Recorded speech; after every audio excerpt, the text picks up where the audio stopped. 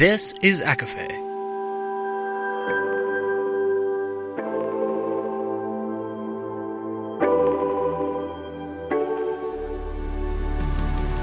Laura Marie and Jessica Marie proudly present A Court of Fandoms and Exploration, a podcast.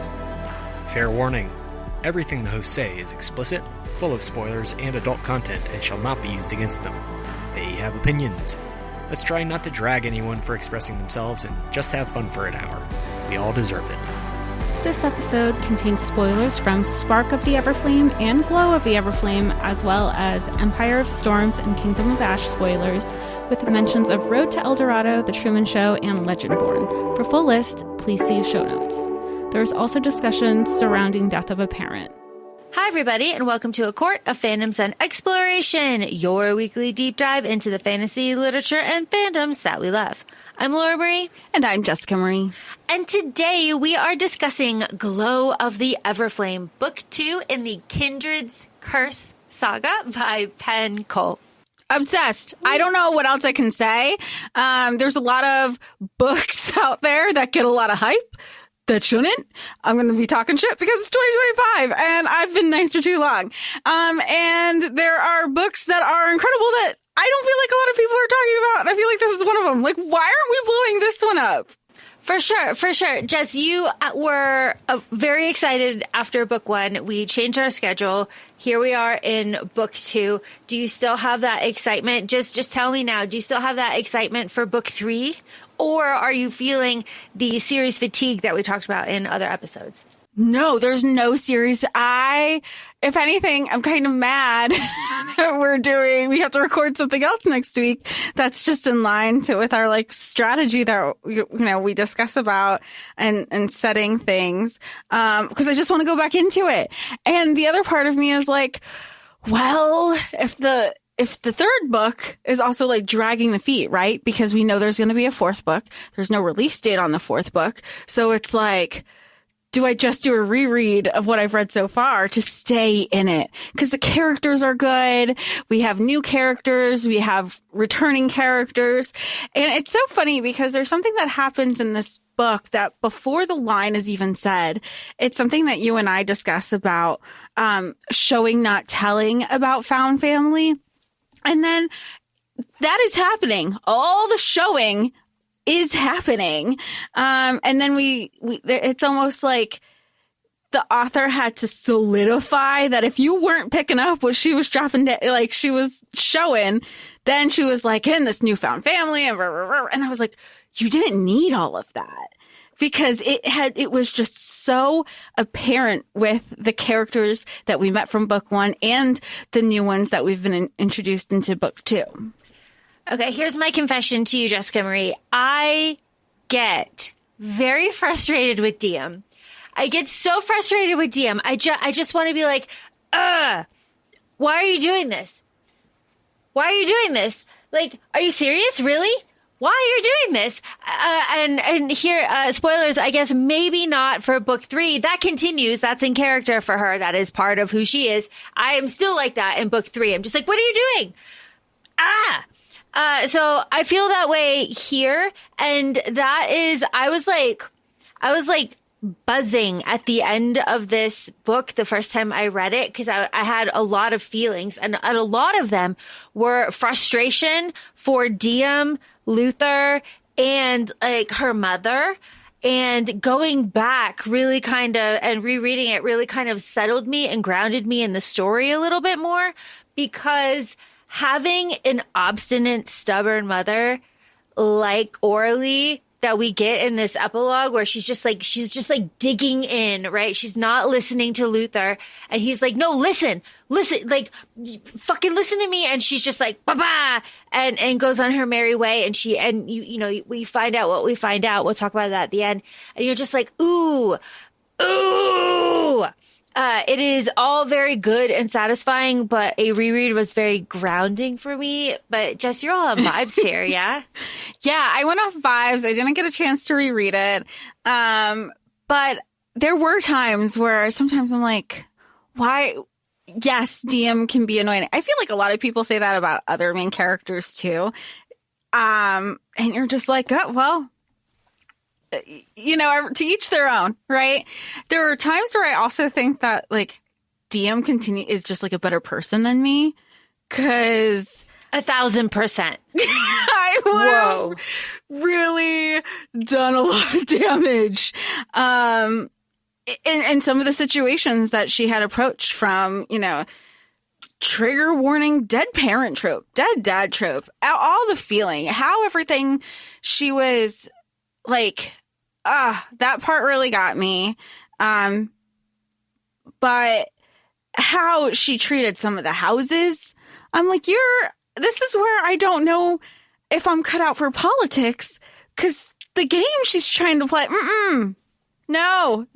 And then having other people, having her regent control her because she's not fully, she doesn't fully have the crown or hasn't had her coronation. So, you get heated for her, but then you're like mad at her. I don't know. How do we start this off? Because does it follow the pattern in the sense that it does follow the pattern from prologue book 1? But this essentially starts off right where we left off in book 1. I'm looking at my notes that I have here and just like kind of looking at chapters. And I would say, yeah, this pretty much follows the pattern. I do want to point out before it slips my mind that going back to the frustration that I felt, I haven't felt frustration, this angry kind of frustration that I feel. I haven't felt that since all of those old men were telling Aelin that she was not qualified to fucking rule her own goddamn kingdom because of like this, that, and the other and the laws. And you just want to like shake that table of men. Like, are you fucking kidding me? That kind of like frustration. That's what I feel kind of here too. And it's just like, ooh. And here's the thing and why I bring it up. I haven't been feeling those feelings in a hot second. So Jess, you were saying like Luther's the first like book boyfriend that's kind of hit for you. Like this is the first series where I've actually like had the feelings. Yes. Instead of just like, God, this is dumb. Like I don't, like this is something. Yeah, and I know we talk about, we read because we love it. We read to escape. We read for a variety of reasons.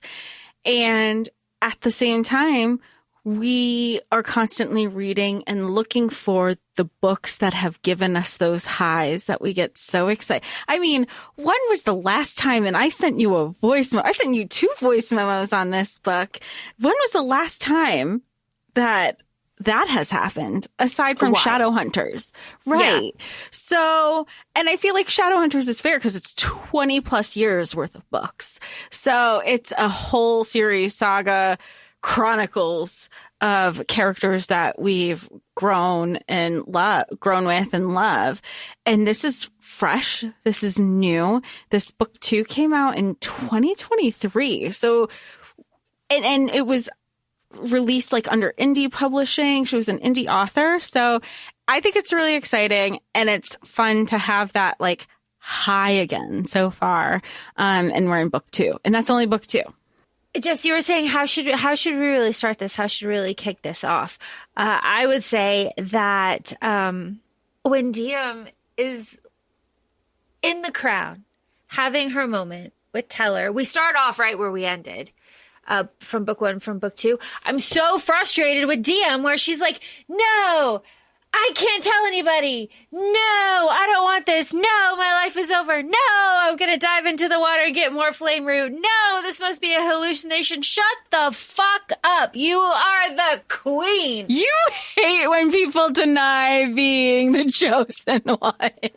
No, what is the saying from the Road to El Dorado? It's like if somebody ask if you're a god, you say yes. If you are suddenly the queen, fucking run with it. Don't sit there and just, but that's me, I know. But it's not something she can deny either, because it's not like a crown that she can tangibly chuck across the, be like, no, I don't want it. Like, It's like when we were watching The Truman Show and he's under the spout of water and then he runs away and it stays with him. It's just, again, my frustration, my feelings. I remember reading this and just being like, oh, God damn it. You're the queen. Like stand up and go to the palace and fucking play the game and do the work.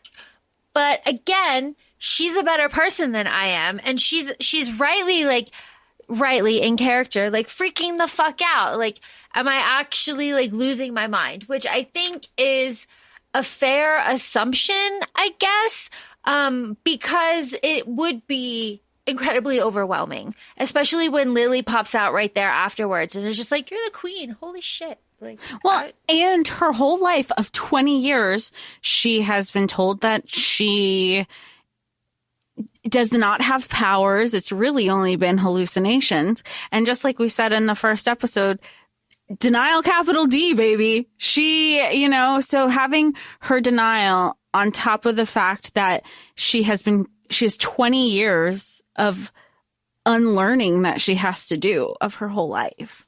Yeah, it makes sense. Even at the end of this book too, her mom in her head is thinking, gotta get more goods to tamper her powers. Oh, don't even get me started. Yeah, I knew you were.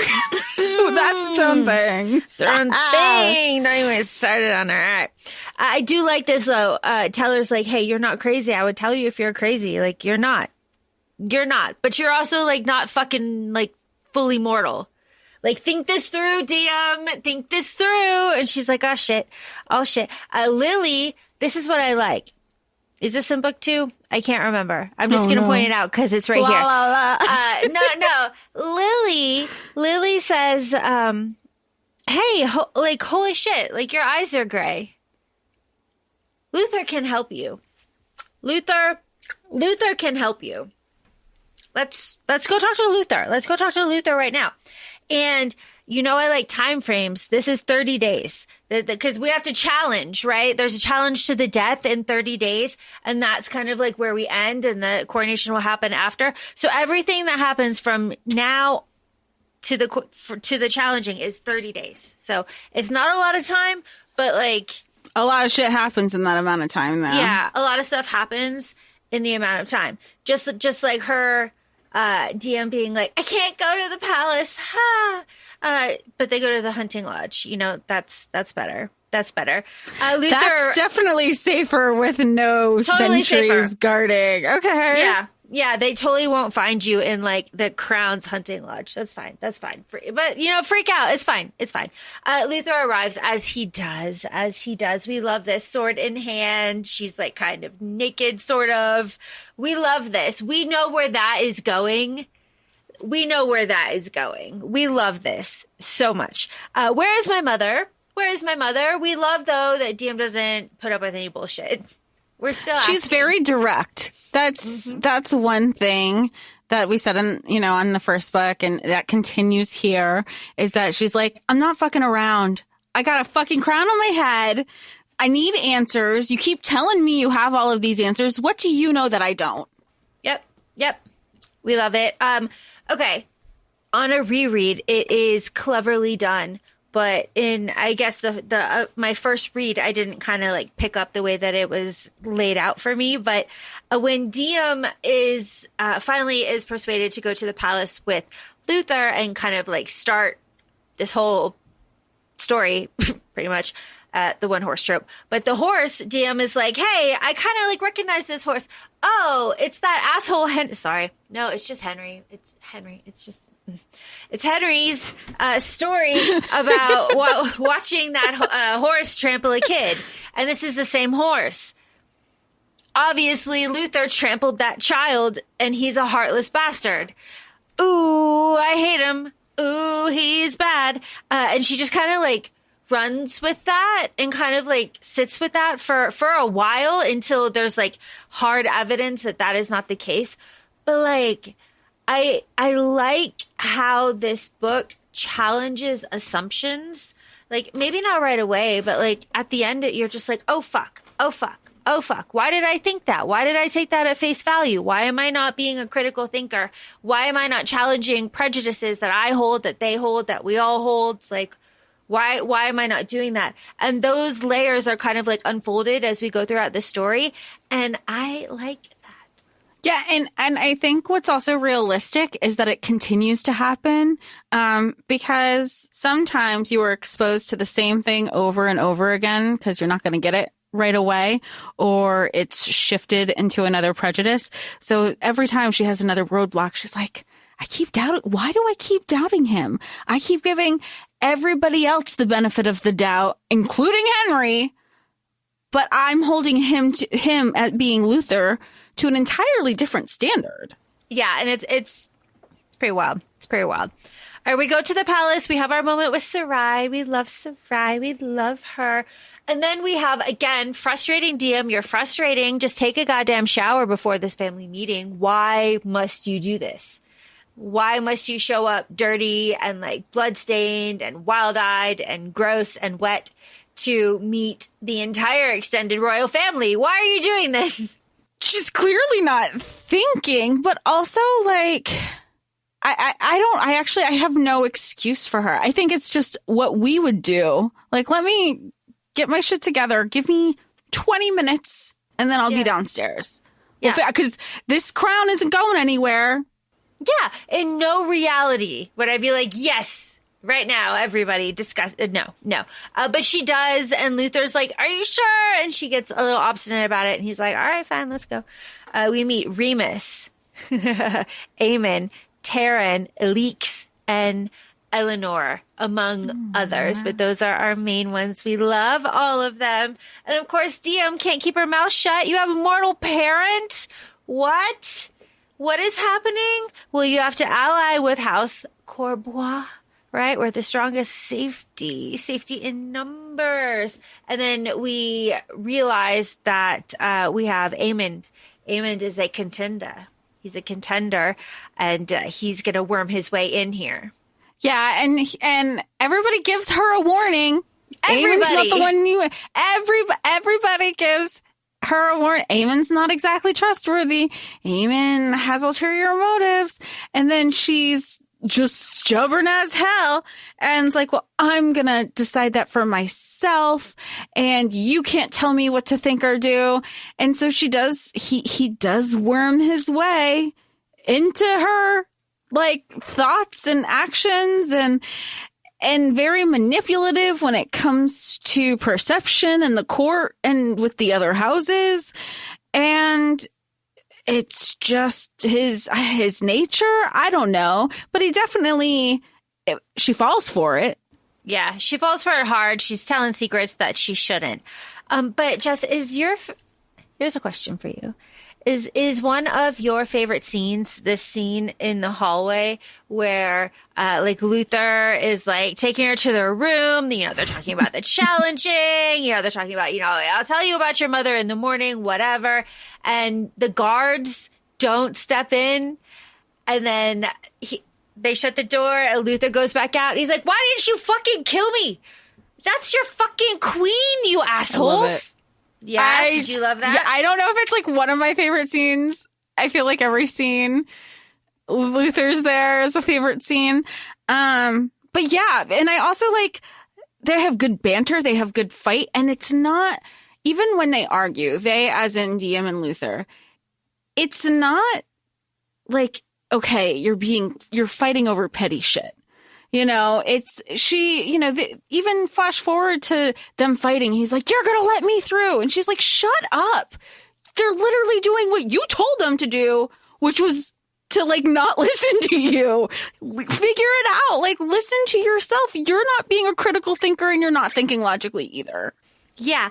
And speaking of not thinking logically, Luther is fussy around Diem. He always is finding a way to like touch around Diem. He's always smiling and like looking at Diem. Lower back, holding everything. And you know how many times, and I don't know, I'm not going to look at you when I bring this up, where we are in book 3, but there are a lot of lines that are alluding to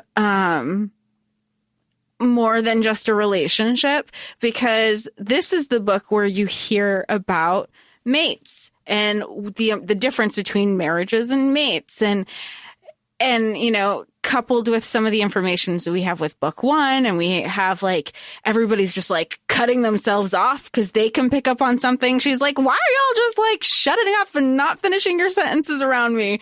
And again, this is just my critical thinking skills where I'm just like waiting for it. And again, though, the romanticy of it all isn't even the main storyline that's going on. No, the main storyline for me, I think, and for you and this book is the goddamn politics. The politics are politicking. They're politicking. There's so much, because like Diem is the queen, Remus is the regent, and he is Aemond and Luther's father. Like it's all this like crazy stuff. And the politics are, there's going to be an ascension ball. You're going to meet all of the houses. That's after the funeral. The funeral's a big deal. Like, you've got to light the pyre. And then, speaking of bad decisions, when Aemond is giving Diem that like garden tour, Diem's a little drunk off of the wine, and she tells the person you're not supposed to tell, Aemond, that she's fucking engaged to Henry. Who's a mortal. Who's a fucking mortal. And it's just like, fuck. And she's like, fuck. Immediately, she's like, fuck. But it's just like, God damn it, Diem. God damn it, Diem. She's, like, all right. She's very much a do before thinking kind of person, because she did the same thing in book one too, because she wanted the approval of the Guardians leader Vance so bad that she distilled information, which she wasn't drunk for. She was just stone cold sober. And that was another immediate, oh shit, this is going to come bite me in the ass. Just like this engagement thing. And then we have Taryn, who is the cousin of both Aemon and Luther, who he love him. You knew that was going to happen. It's hard not to love Taryn. Taryn was like, why did you say something to, like, if there's one person you say it, you don't say it to the person who's the biggest gossip, because he's either going to be your biggest supporter when he can get something out of you, or he's going to be your biggest enemy and going to make your life hell. Yes. Oh my gosh. Okay. One of my favorite scenes is this scene right here where Diem in the dungeons, after Teller and Lily leave, finally unleashes her magic for the first time, right? And Luther's there. I imagine this would be like really epic to see. Like, she's levitating, like she's silver, her hair is out all around her, all of this power is coming off her.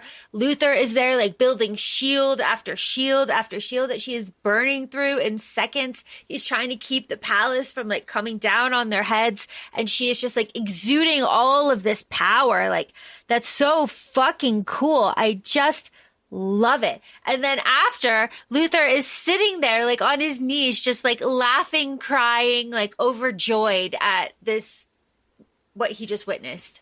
Which is so, because we find out with her magic and her powers that the Everflame, the Everflame flower that she's been taking, powder, has been suppressing her magic this whole time, her descendant magic. And it's 20 years worth of magic being suppressed. And, Empire of Storm spoiler, or Kingdom of Ash spoiler, you could hold that. We already know what happened with Aelin holding her powers and what was unleashed. So imagine with that for 20 something years, that's what she's doing. This is the first time that she's ever done it. With like the exception of the healing, but she doesn't have any control over it. And Luther is just in awe and is also like, man, she can outdo me. And before her, it was me. And I know what my power means. This is so fucking cool. And I'm drained and exhausted. And I have met my match.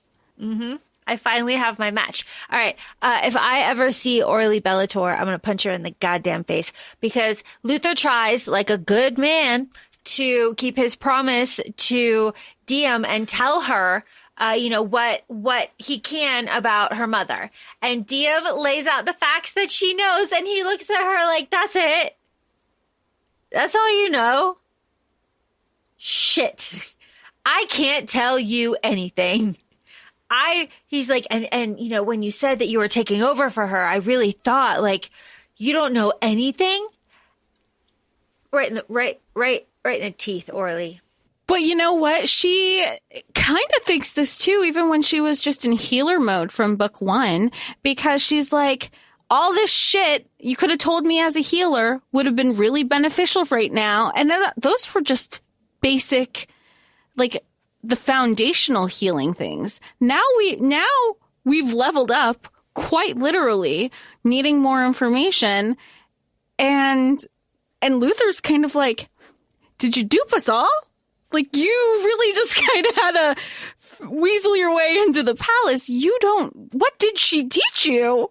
Like, nothing. And what he does tell her is, like, look, there was no bargain about her work and Teller. Like, she wanted him in that school. It was going to happen. Like, she was spying and I caught her. Like, Diem, that's it. That's all I can say. And she's like, oh my God.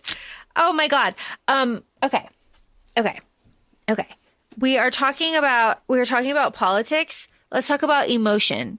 Let's talk about Diem running face first, smack dab into Henry.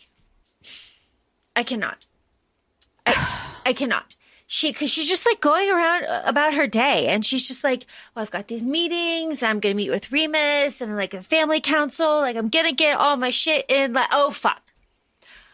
There's Henry. Oh, fuck. He's seeing the crown on my head. Oh, fuck. There's nothing that she can do to hide any of this. There's nothing she can do. She, obviously goes to the palace. I'm so glad that there's a point where they like sneak her brother into the palace too. And he's like, his first thing, he's like, you gotta tell Dad. Dad's gonna lose his shit if you don't. You have to be. He can't just find out. You need to tell him. And I feel like this is that situation too, where he's like, everybody is just like, what's happening? I thought you were mortal. Did you fuck? And then it turns on her. Did you lie? Did you know this whole time? Oh my God. And she's like, we're all in the same boat, y'all. Well, and Henry reaches for his knife. He sees her and he's like, you're one of them. And he reaches for the knife that Diem knows that he carries, that she knows that the guards would miss.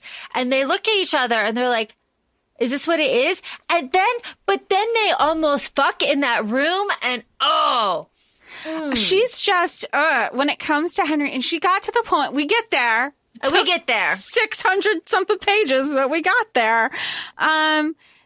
She's so desperate for her normalcy, her previous life, her comfort zone, and not growing beyond that, because with all the world being shitty all around her, or not even shitty, just like unfamiliar, and she's out of her wheelhouse, he has been a constant. So she has constantly gravitated towards that comfort of constant, not necessarily because it's good, but because it's familiar. And she feels like that's the steadfast thing, even though he's becoming more and more radicalized in the Guardians. So, flash forward a little bit, but not really, when she's talking about their engagement and finally giving him an answer. She gives him an answer out of desperation. So he doesn't, like, you shouldn't. And Luther overhears this also at some point and brings it up. He's like, you shouldn't have to beg somebody to want to marry you. And like, if that's not something that so many of us have to hear from time to time, it just takes a while to get there too for ourselves. Well, and here's the other thing too, because there's like the ball is coming up and Diem needs an escort, and Diem's like, come with me, Henry. Come with me as my king. Come with me as my betrothed. Blah, blah, blah. And because she's also not thinking, she's not thinking like a queen. She's not thinking about politics. She's thinking about like, where we have, in Legendborn, where you have like before Bree, you have like before Bree, Matthews says like, before a family death and after a family death, we all become changed. Like, that's kind of what she's going through also, like before being queen and after being queen. Yes.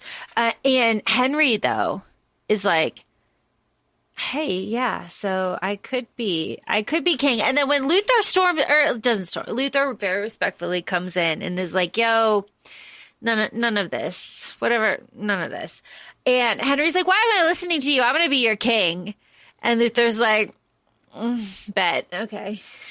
Okay, my guy. The way nobody can take him seriously, like, fair. We love that. We love that. The Corbois know how to write Henry off with the snap of a finger. We love that. They're like, sure. But also that she's not even picking, but she does. It's always after the fact with Diem. After, yes. It's never in that immediate moment where she's like, he only agreed to continue our conversation when I threw this Hail Mary of a pass to be my king consort. He only is willing to talk to me when he realizes we would be working against the descendants from the inside.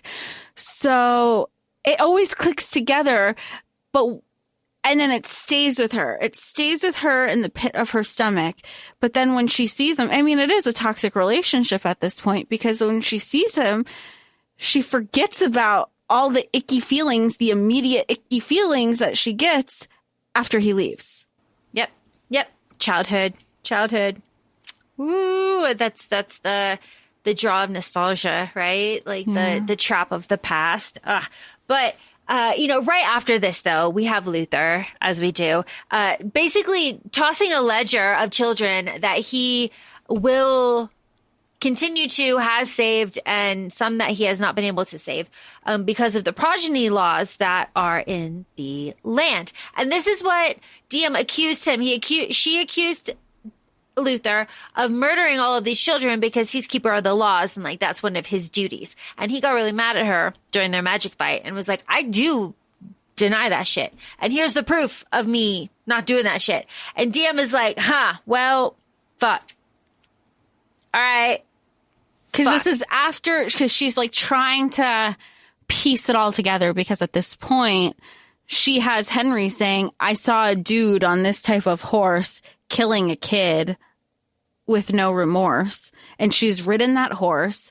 She's so confused. But even if it was Luther, and I say that in air quotes, he has, like you said, this ledger that says everybody who you think didn't survive is basically in witness protection somewhere else. Oh, yeah. And BT Dubs, your mom helped me with the kids. And we were like working together on that. Like, I want to mention just right here, if you're listening and you've read book 3, there's a name here that is amusing and relevant. Okay.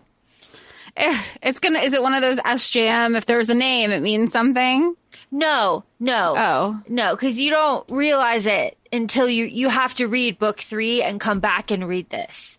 Okay. It's just like. Interesting. Yeah. It's like, it's a little Easter. It's there for you if you know it.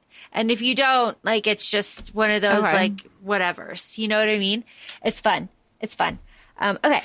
Moving on. We have a jealous ex-lover named Ileana that we have to introduce just because she's a catty one.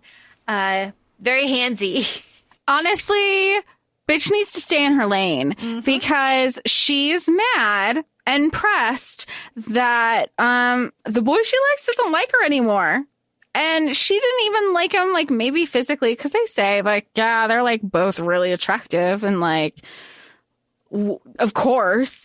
But also that there was an expectation and, people thought that Luther was going to be king. So she made the assumption that I'm going to hook myself to this king so I can be queen consort. And he bailed on her, and she's mad that she, as in Ileana, is mad at Luther because she knows it's because of Diem. Yep. And she just keeps like twisting the knife and she's just like, she serves to remind Diem that Diem is jealous about Luther and reminds us, the reader, that Diem has complicated feelings for Luther. So yeah. And that's important for her. She's like, ugh, I'm supposed to be engaged, but I'm like, I hate that I'm down bad for this other guy that I don't want to admit that I'm down bad for. Yep. We have a meeting with Remus, our regent, and this is where we get our bonded bargain, which is very important. So the bonded bargain is Remus will lose his magic if a member of his house challenges Diem, and Diem will like work for the betterment of the realm or whatever. And, you know, that's certainly not important. That will not come into play later. No, not at all. She's good about her specifics, though. I give Diem that, because Diem's also in this moment running through her head, like, did I miss anything? I want my family. You know, she's thinking about her family. She's thinking about, like, the relationships that she has started with the descendant and specifically with the Courbois family that she has had, like, it's funny because she's like, okay, well, we have to protect Lily, and maybe I'll protect Lily. She doesn't count as a descendant. We like her. And, oh, I like Eleanor. And as she keeps meeting people, she's like, wait, this is a lot harder than I thought. I don't think I can do this from the inside anymore. But it doesn't have to be either or. She's slowly realizing there could be this third option, C, which is be the change you want to see in the world. Be the change. I want to point out that I really like Diem's relationship with Sarai. I think it's very, very sweet. Very sweet. I bring that up because we're at the funeral and Diem wears black, and that is incorrect. She's supposed to wear red, and Sarai was like, you wear red, bitch. Only mortals wear black. So it's like you're spitting on all of this. It's very bad. It's a very bad political decision. And Eleanor, who Diem had appointed as like, you know, culture advisor, is mortified that this was just like overlooked and nobody told her and like, you know, informed her about the politics and customs of wearing black. It's just this whole fucking political mess. Luther was right to be mad at. She's like, I will take responsibility. I'll step down from my role. And Luther's like, good. You should take responsibility. That was your fucking role. You know that she is not familiar with how the descendants operate. And you left her out there to try. Like, you did. You fucked up. And she's like, I'm so sorry. She's like, look, it's a mistake. You won't let it happen again. But from an optics point of view, because we are deep in the politics, she brought a mortal custom to the descendants. And it's just a slap in the face. It shows them, like, it feels like they're being disrespectful to the culture, even, you know, because the people who do know are aware that she survived despite, you know, the progeny laws, and she is half mortal. And it looks like she's only favoring mortal customs. And then that's what she's going to bring into this new power as queen. And it's dicey. It's dicey. It's very, very, very dicey. What isn't dicey is this conversation of mates that we have. That's very just like, you know, we hear all about it. It's like, you never love another person. It's stronger than marriage. There's a bonding ritual. You know, you're two halves of a whole. Sometimes the mating is one-sided. You know, you're like a single soul. If you die first, then the other one waits for you, and then you cross over together. Royals are not allowed to mate because of politics. It's just all of this stuff. This isn't going to be important at all. No, it's not important at all. It's not important at all. Not at all. What is important is that Diem can not summon her magic to light this goddamn funeral pyre. She can't do it because all of the mortals, she's like, yeah, I can do it. I feel the power. I'm doing good. And she looks over and she sees like Moira and the healers and like her dad. This is how her dad finds out that she's queen. And he's like crying, and she just like breaks and sputters, which is at the worst possible moment. And then Sarai has to come in and light the pyre, but it's bad. It's a bad day for Diem. Yeah, and it's compounded on the fact that she already showed up in black. Yeah. It's showing that she's being disrespectful to Lumnos and the rest of the houses. And now she can't do this magic, which is already going to create instability and doubt in the queen. The queen, what do you mean the queen doesn't have magic? Why can't the queen perform? What, does she have stage fright? You can't do that. It's bad. It's bad. But Luther ends up getting Diem's dad into the palace, and they end up talking a little bit. She asks him to be an advisor. He's like, you'll win the challenge, all of this stuff, where is mother? Where is mother? Doesn't stop, And this is the first time that they're also interacting since we left off in book 1, where they had that blowout fight. And he was like, wait, you still see me as your dad? She's like, I just said some shit. I'm still I was being petulant, but of course you're my dad. They make up. And I think that's also so important. They say the lines that the dads say, it's going to be fine. Nothing ever happens to me. And it clicked when he said that in book 1. And I texted you, Laura. I go, oh, fuck. Yep. Because it's good. The first book still sat with me after we had recorded. And of course, going immediately into book 2. And I remembered, I was like, shit, that line. Yeah. That's the one. That's the one.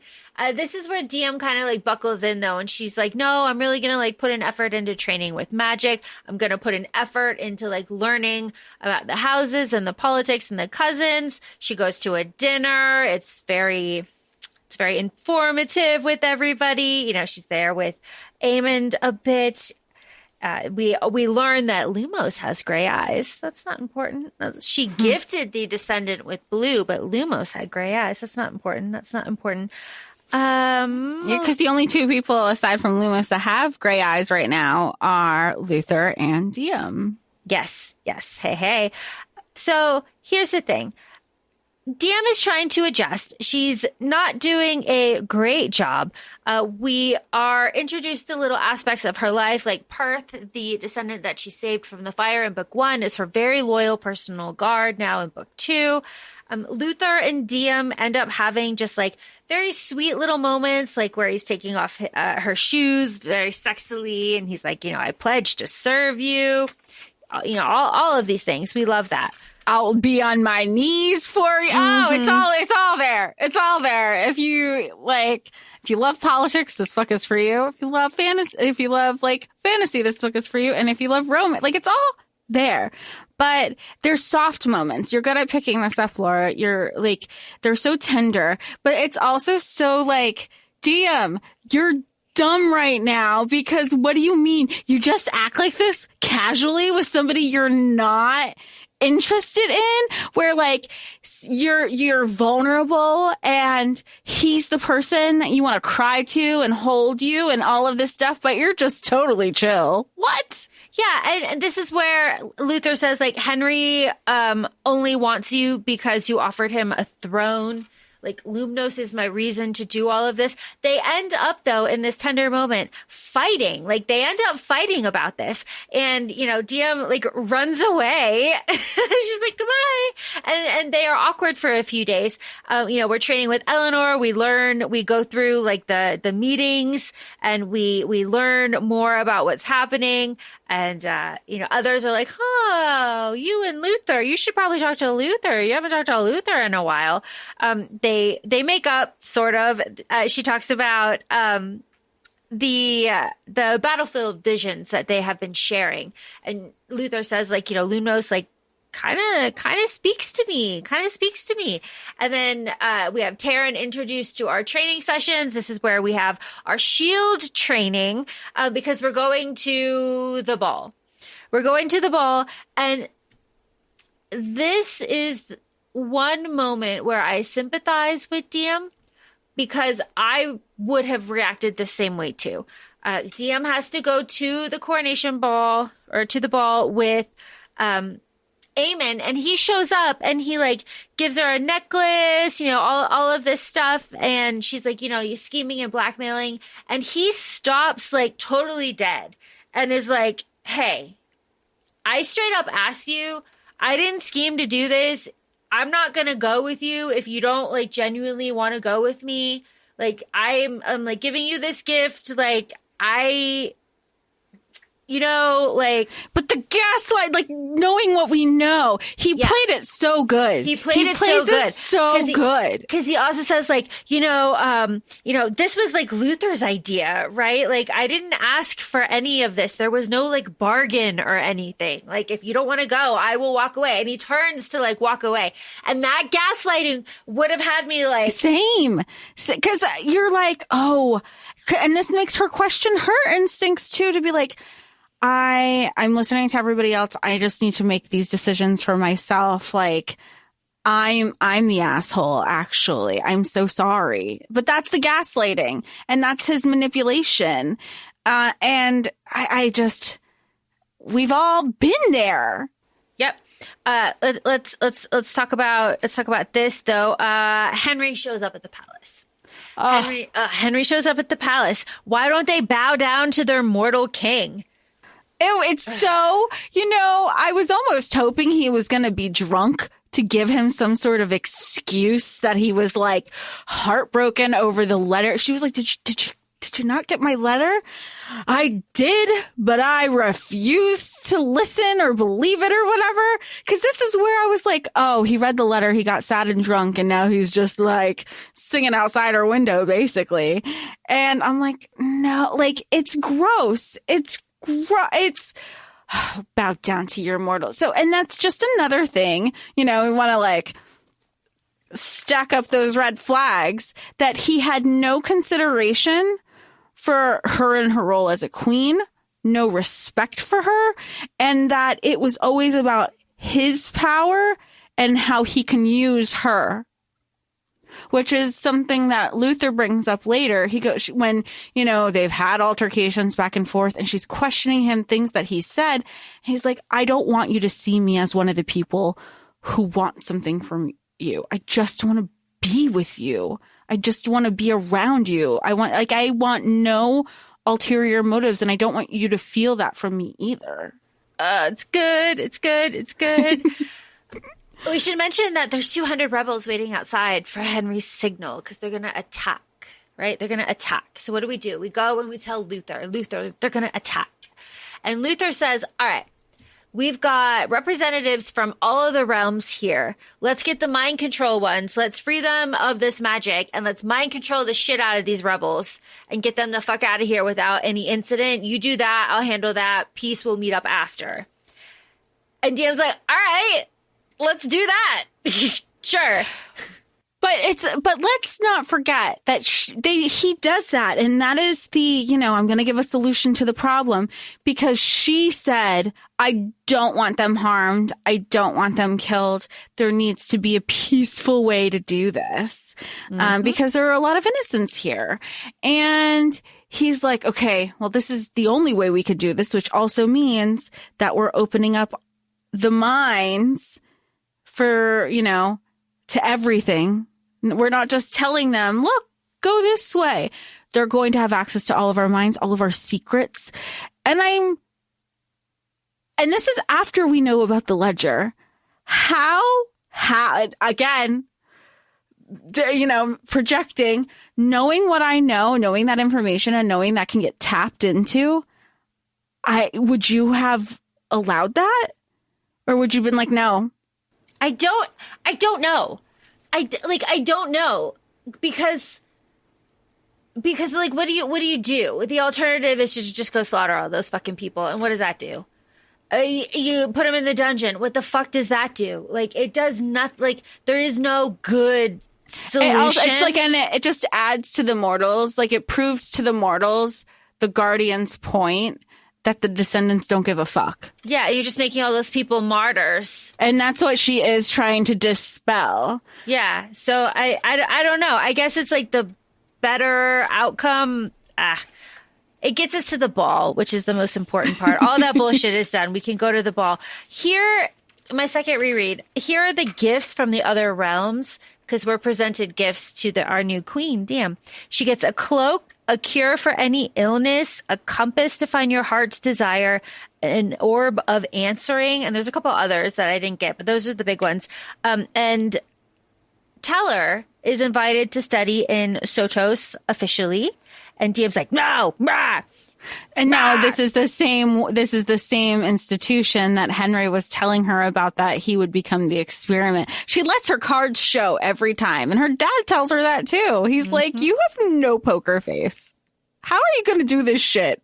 Not at all. And that's ultimately also why I feel like why he stepped down, because it wasn't like, hey, look, like I'm immortal. I'm going to cause a rift, because he knows politics. He is the general commander of like the mortal. He is that second person, the ear to the king from who passed away in the first book.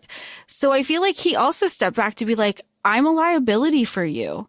You see me and you're not thinking like a queen and you're not thinking political. You're just going to me. And he goes, I need to remove myself from that. And they get into a fight about that too. They do dance. We have a really nice dance with Luther and Diem, though, where they're kind of like debriefing, and he's like, "Look, I sent them all home. There's bombs on the fucking river." And this is where Diem, being naive, not thinking it out, is like, "Shit, like, how am I going to do this, Luther? How am I going to stop the Descended?" She's like, I said the quiet part out loud. Oh no. She's like, fuck. And he's looking at her like, bitch, you think I didn't know that's what you were doing this whole time? Please. He knows everything. And he's also so in love with her. And he says it, not the in love part, but he's like, there's nothing that you can tell me that would make me not care for you or love you less, basically.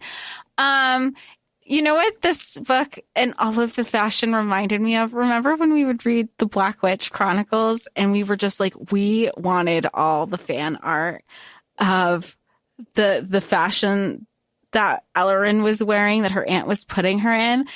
What I would do to see, like, have a costume designer on a series bring some of these looks to life in these extravagant ballroom. I mean, you can't tell me that, like, I'm thinking The Great, whoever did like the costuming on The Great. Yes. That'd be wonderful. Oh my God. Oh, that'd be good. Okay. We're almost at our parental death scene. And if it's all right with you, I'd like to skip over a lot of that. So yeah, let's do that. Let's do that. Yeah, let's do that. Essentially, she gets in a fight with her dad, and her dad says, like, what does your righteous anger do? Like, who are you serving? You're being selfish. I'm not going to be on this goddamn council. I'm going the fuck home. And Diem's like, all right, fine. And she's going about her day. Things are happening. There's an incident. Our father has been killed. Our magic explodes. Everything is in cinders. Burn it. Burn it. Did she stand there and say, look stupid? She said fucking burn it. She said burn it. And that's what happens, and everything is destroyed. Okay, moving on. It's all very terrible. It has been 4 days later, and Teller is a little anxious bean about everything. And he's just like, Diem, just fucking do this. Stop pussyfooting around everything. Lock in and do this, because it's fucking killing me. And Diem's like, all right. I can do that. I can do that. I can do that. I can do bonded bargains, right? I can have you live in the palace, Teller, and protect you with the objects. I can. You know what? We do a lot of shit talking about siblings who don't take care of their siblings because they know everybody's trauma is different. Yes, we understand this. But one thing that she does do, she's like, I'm the queen. I'll write you a homework pass while you didn't take your homework. I'll give you extensions. I can do whatever I want. And I really love Diem for that. To be like, what do you need? Do you need a homework? Like, do you need an out of school pass? We can do this. We can figure something. I love that she will do anything for Teller. I just love their relationship. There's a funeral, of course. We have to bury our father. Guess who's not there? Henry's not there. He shows up after. He shows up later There's nothing to really bury. There's just blades to bury. It's very sad. This is something, with Henry not being there, her found family, who she's not calling found family, is, and they are in mortal black, respecting her culture. And I thought that was so beautiful. Is lovely. But he does show up. He does show up at the end. And he's like, you're awfully chummy with the descendants now, bro. And she's like, bro, because I am. Like, what? Get totally fucked, guy. Get totally fucked. All right. We have now 2 weeks. We have 2 weeks to the challenging, okay? 2 weeks.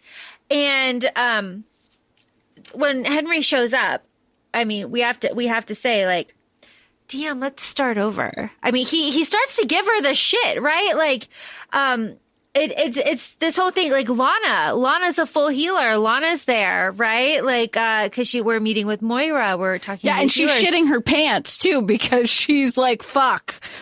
She knows I'm in the Guardians, and she's queen. She's like, do you still love Henry? And Diem's like, what?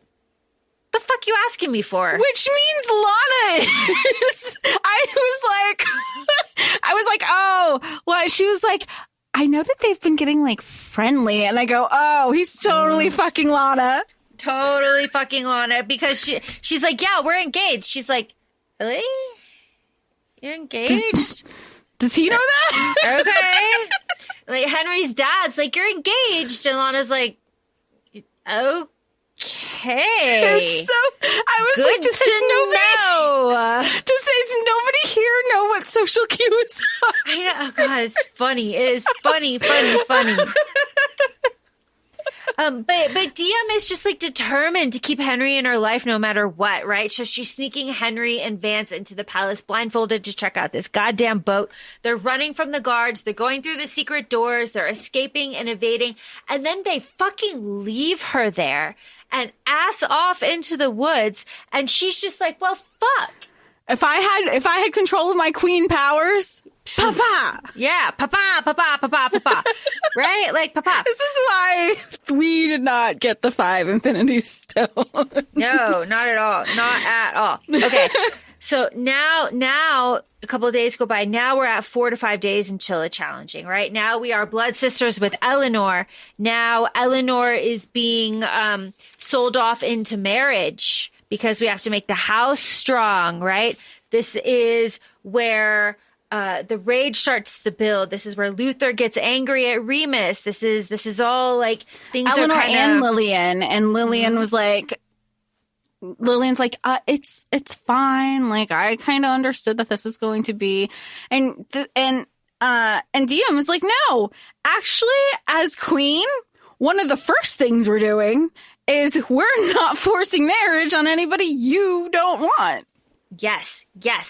One of my favorite scenes is when Lily and Diem and Elix and et al. Go to the healer center and then just like fuck around Mortal City for a really long time so that they can really see what it was like for Diem growing up and what the conditions are really like.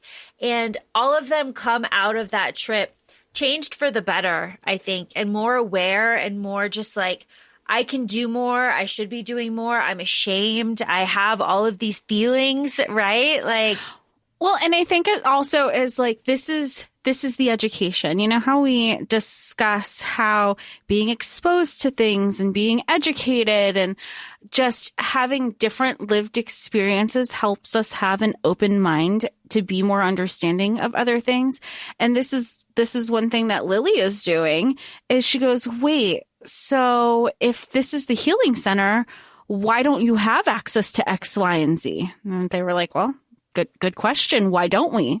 And that's where her wheels are turning outside of what she's been raised her entire life. And she's like, well, surely there would be exceptions to these mortal rules because you are healers and you're taking care of everyone. And they're like, no. But this is like, this is her free Luigi moment. For sure. And Lily is also the best wingman, too, because she's like, okay, now that I've got you here, are you still really mad at Luther? Like he would do anything for you. Has he lost you? Like, what is happening? What is happening? Is there still a chance?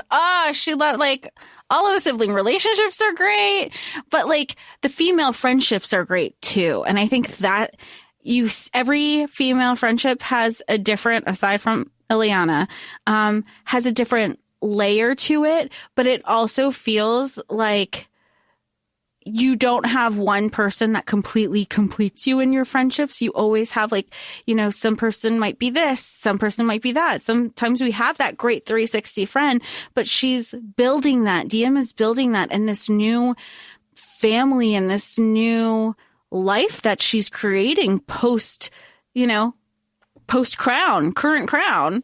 Taryn is also a great wingman too, because this last training session that they're having, Taryn's like, all right, stop.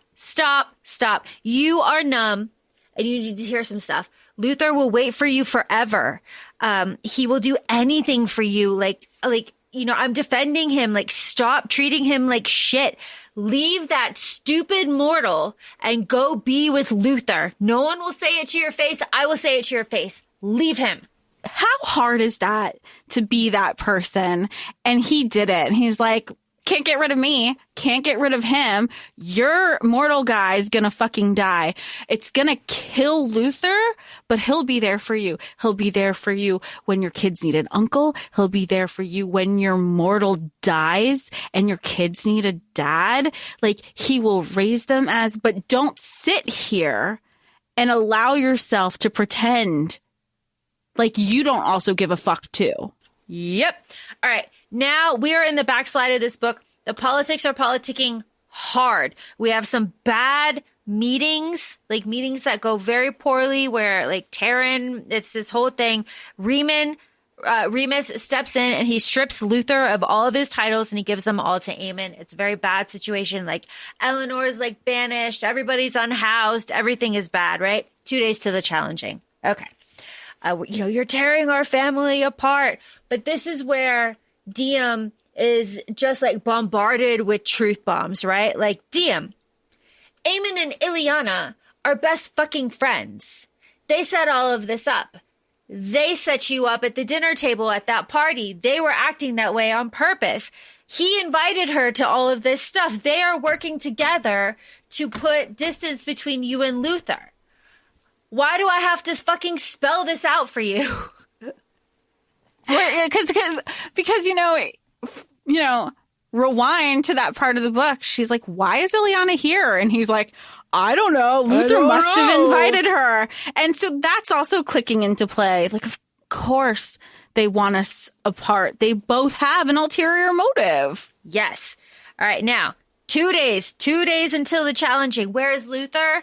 Luther's pulling a Rowan and he is out talking to all of the families, promising whatever he has to promise to make sure that those goddamn families do not rise up and challenge against Diem at the challenging. You know, you must win. You must win. All right. Then we have an emotional breaking moment where Diem is like restless and she takes her compass and, you know, she needs to find her heart's desire. She flies to her family's house. You know, she sees Luther's sword there. She finally like breaks down and like cries and kind of like processes all of this emotion, right? She hears the voice, come daughter of the forgotten, you know, come to Kareel Island. Tell her, Taryn, Elix, you know, make your own light. Stop feeling sorry for yourself. You gave up. You're not fighting anymore. Yeah, she's like, what are you talking about? I train all the time. He's like, no, they all say it's in here, you're going through the motions. You're going through the motions. You're not going through the emotions. Yeah, like you've got to do this. So to give herself a little bit of peace of mind after this like breakdown, she asks the orb of answering, like, is my mother alive? And the orb is like, bet. Is my dad alive? Yeah, bet. And she's like, all right. Well, all right. Let's do this. Let's do this. We have a scene with Luther and Diem where they promise to have brutal honesty after the challenging. after the that challenge. everything is always an after. But part of his thing, I feel like, is for her to gain incentive to use her magic. I'll tell you, you got to survive. You want to know. I'll give you the answers. Fuck anything else before. You deserve to know. But let me incentivize you. Learn how to wield your magic so you can survive. And I can tell you. Yep. Survive. And, Henry sends a note saying, like, we're on the same side, Diem, no matter what it looks like. We're on the same side. Shit. Like, okay. That's not, ominous. That doesn't mean anything. Yeah. And then one of the bargains that Luther is about to strike is that he will marry Ileana if House Hennever doesn't rise up against Diem. And Diem freaking loses her mind about that. That sets her off. I'm like, finally. Which good, because she needed something, because that was the wake-up call that she needed for him. She's like, you'd never let me do that for me if the roles were reversed. No way. Absolutely not. Absolutely fucking not. So I need you to fight back too. Yep. This is also the moment where Diem tells Luther about her bonded bargain with Remus and all of the terms of that. That's important later. All right.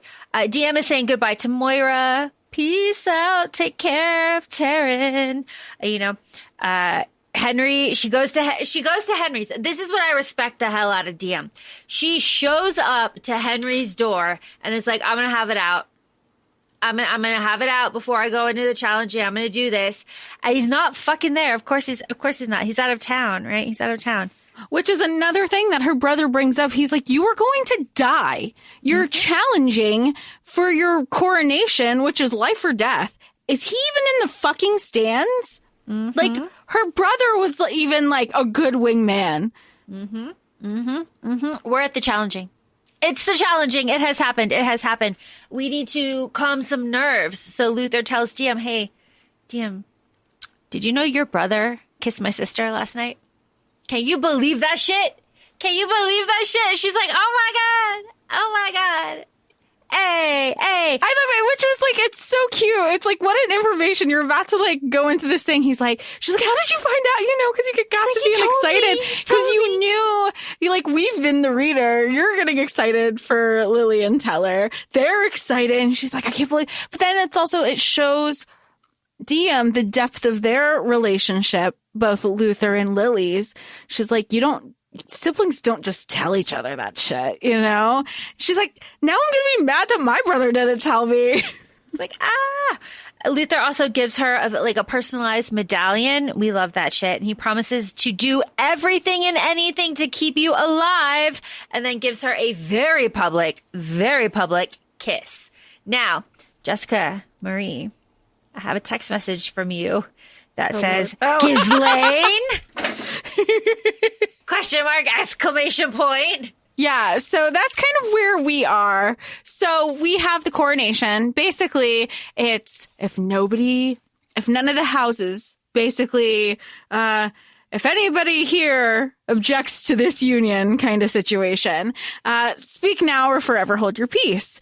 So here Luther is. One, he absolutely wanted to fucking do it. And he tells her, he goes, you know what? If any house wants to go up against you, now, not only do they know who they're going up against with you and the Courbois house, they know that you're fucking spoken for. And they're terrified of me. But apparently not that terrified, because speak now or forever hold your peace. Every single family, every single house, even those who do not have houses, are speaking up and saying, we don't want you as our queen. And she goes, well, fuck. I can't wield my power still. She knows how to shield. But arguably, we actually find out in some training montages that shielding drains more power than using, your defensive magic. So she's essentially fucked, doesn't know what to do. What happens is all of the houses speak up, and the final house to speak up, because Luther's also like, well, shit. He speaks up for House Courbois, which has never happened, that a member of the house is going against a member of their own house. So she feels like she's being duped. She feels like he lied to me. He never believed me. He's, he is getting his Oscar right now, convincing everybody. Yeah, no, he's acting the shit. You're keeping me from my throne. It was always supposed to be me. But also part of this bargain deal that Diem had made with Remus is that nobody would go against her, that all the families all the people she cared about would be protected. And by Luther speaking up, this takes that magic away from Remus. And but one of the things that we know with, where, Diem said fucking burn it, is she implodes with all of her magic. And she can't stop burning. She can't stop crying. Nobody can get access to her, except Luther, because one, not only does he wield power as strong as hers, maybe a little bit not as strong, but her power that she holds will never hurt anybody that she cares about or that she loves. So he knows this, and she knows this, but she's also like, we know about Diem, she's very emotional and she can't necessarily lock it down, doesn't have a poker face. So she's feeling like Luther is against her. And I'm sending voicemails to Laura. Oh my God, this is what he's doing. This is why we had this information. And in my head, what I thought was going to happen was he was going to have it out and he was going to let her emotions control the power and for everybody to see, what her powers can actually do. That's what I thought the setup was going to be. And I was like, and this is going to be so good. And no matter what, she won't be able to kill him because of the powers. Was wrong. Because I sent Laura 2 voice memos about like my excitement, this, that, the other thing. She's going to pick Luther because now he betrayed her. She's going to like run with that. Nope. She went with Ghislaine. And I was like, what? And Laura's just like seeing these voice memos from me. And then I go, what the fuck, Ghislaine? And I could see where Laura's like, 3, 2, 1, reaction. Was that how it went? Yeah, because I'm thinking like, all right, this it's good shit because like, Ghislaine is here and then we have this moment in the tent where Luther like collapses on her in the tent. It's like, let me do this for you. Like, you have to lose to me. Like, kiss. Like, this moment. They're admitting both their feelings for each other at this point. You have all of me, Luther. Like, it wasn't a lie for me. You will be a strong leader. You have to choose me. Let me serve you this way. Like, oh, it's good stuff. It's good stuff. And they have this vision, right, of this gray man. Now you are ready, with, standing on a battlefield with Luther, like, join me, daughter of the forgotten, ba, ba, ba, ba, ba. It's all very like good and like theatric and everything. And we get back into our fight because now Diem is ready. And we learn through battle that Diem absorbs magic and it makes her stronger. So like, that's cool. She wins that, obviously, because how can you beat that, really? And she like, she's like up there. She's like, magic, rah, magic. And still gives him mercy. Mm-hmm. Mm-hmm. And now let's remember, Ghislaine is from book 1, who killed the mom and the kid from like the brothels in Mortal City. Yes. So, but they died. So that's why she was like, I'm locking in on you. You're fucked. Yep. So she wins. Obviously, her magic is intense. Everybody sees it. Everybody witness it. There is no question of it anymore. All houses kneel and pledge fealty. All right. We are now on our boat to our Coronation Island. And this is where Luther starts dropping those truth bombs that he promised. He is a half mortal baby who was switched at birth, and his mom is immortal, and it was this whole fucking thing. And this is where we start to have our 2 POVs, because Diem has to go onto the island by herself, right? Nobody knows what's going on. But Luther's dropping all these truth bombs. So like, the reason why he is so devoted to Diem is because when his father tried to kill him because he stepped into the death blow of for real, all this stuff with his birth mother, the goddess Lumnos stepped in and saved him. And, a vision gave him a vision of a gray-eyed queen that he was supposed to serve. And the crown on your head was a new crown. It was one that I hadn't seen before. I wanted to prove myself to you through actions and through devotions. And after this, Diem, after this fucking thing, you and I are going to go get your mother. That's what's going to happen. We're going to go get your mother, who just so happens to be on that fucking island. Crazy shit. But I like that they're finally communicating now. So that's at least for now, I don't know. Here we go, book 3. But that kind of ties up one problem, as we have to stay the course. We have to stay on the path. Don't veer off the path. All of the royalty of all 9 kingdoms are here to acknowledge the coronation.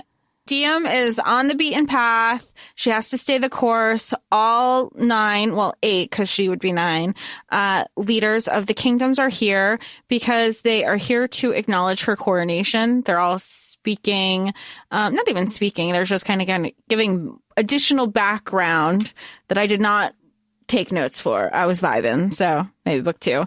But it all is significant because, like Laura had mentioned in our book 1 episode, each of the kingdoms have a certain focus, whether it is firearms or flora. Everybody has something that they focus on.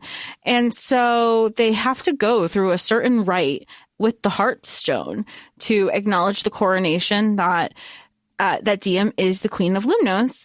And so their palms are being sliced. They're sacrificing their blood to be dripped over to the Heartstone, and the Heartstone cracks.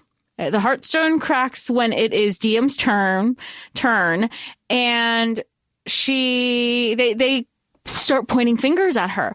You broke the Heartstone. That's never happened. You must be an imposter. And she's showing off the Queen of Umbros over here, who we find out in book 2 was the lady from book 1 who was, giving her whispers of you need to stop taking the Everflame powder. All things will be revealed.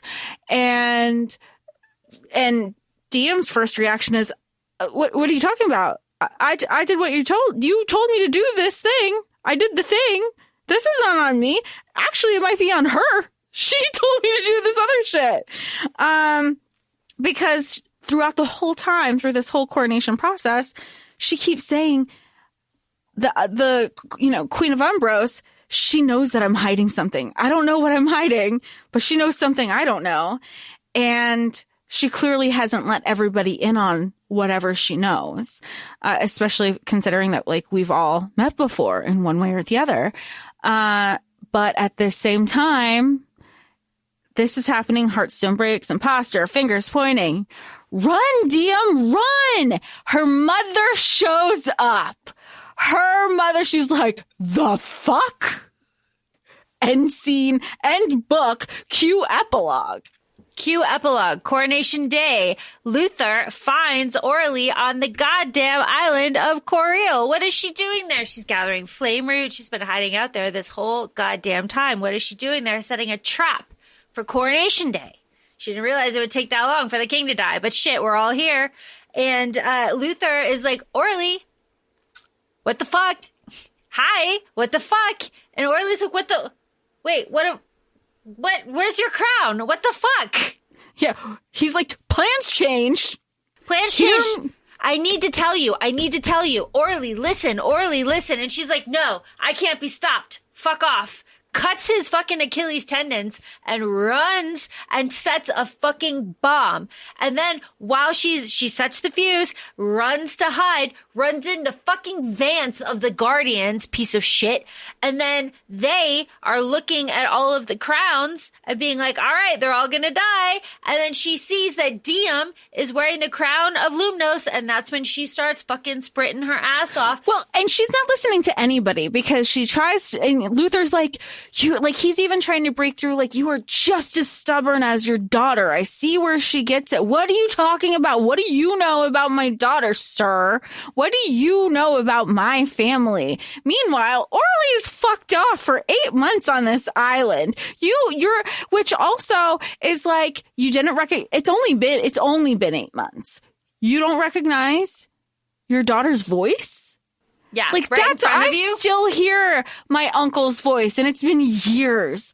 Like, I know you can attest to the same thing. So it's been 8 months, and you don't recognize her voice when she was like, hello, anybody there? When she was trying to explore for a hot second.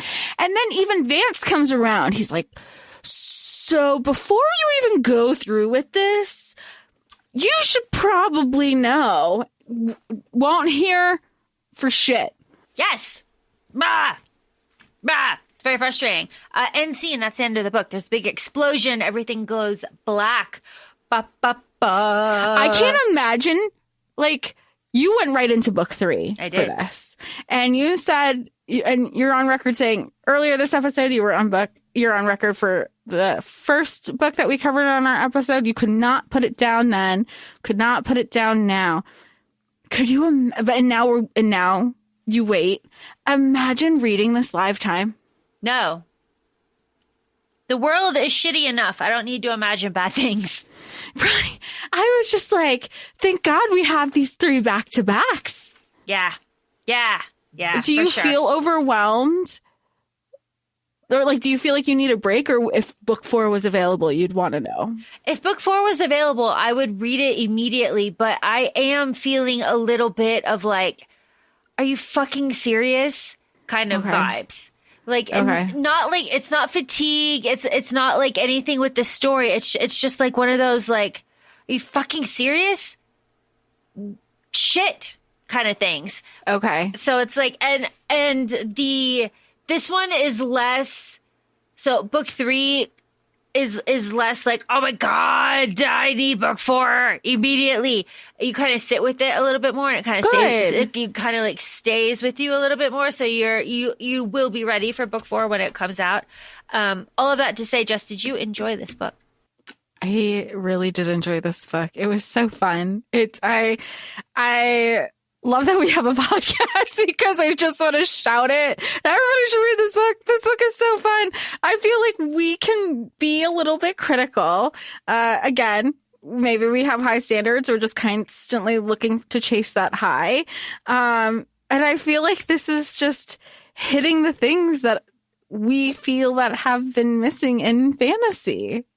Us specifically, because we love the politics of it all. Yes, us specifically. Like, are you ready to do like a reread once we get to book 4 kind of thing, or when we record and all that stuff? Yeah, I think a reread would be very helpful. I am very excited. I'm very excited that you are enjoying this series. I'm very excited that this series is getting these emotions out of me. I think that's very healthy. I am very happy to be sharing this series with you. And of course, I am always happy to share this podcast with you because you are always the best co-host.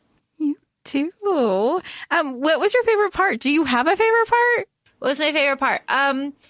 I don't really have a specific favorite part, which is odd for me. I just really like that this book is mostly politics with a lot of like banter. There's no spice here. There's like mild kissing. There's like mild kissing at best. It's mostly just politics and trying to navigate like your own prejudice and the like life and customs of another culture and trying to like stay true to yourself, but also adapt and learn and grow. And I think Diem's found family, Jess, as you were talking about in the beginning, is so pronounced here and so important and so special and is very much shown, not told, and is very lovely. And I think that and her relationships, those inner relationships, are the star of this book in so much as the politics are as well. Yeah, I second everything that you said. It's good. It's good. And it's not even just like, oh, kisses. It's like heavy, ravenous kisses with asshole, toxic, gaslighting boyfriend, fiance, whatever you want to call him. Whatever. And then like forehead kisses and like emotional moments, because emotion, like people do talk, people do communicate. Once we like get past those barriers, we're working through those miscommunication tropes. And I can only imagine if somebody was reading this, a physical copy, and you're like trying to keep track of the politic, the highlights, the notes, the graphs, Laura, you came into this episode saying, I have 17 pages worth of notes. I don't know what we're going to cover. Well, we hit them all, so we did an excellent. Really? Oh, I'm so proud of us. Yeah, we did an excellent job. 17 pages back. Yeah, we did it. We did it. We did it. We did it. So feel free to follow us on Instagram. We're at ACOFAE Podcast. We're currently on TikTok, ACOFAE Laura and ACOFAE Jessica. Let us know where you are and what platforms you've been on and where you might want to see us next too. I mean, I feel like we're all in that journey of figuring out what's happening. We are recording this in January 2025. So that being said, thanks so much and we'll talk to y'all soon. Bye. Bye.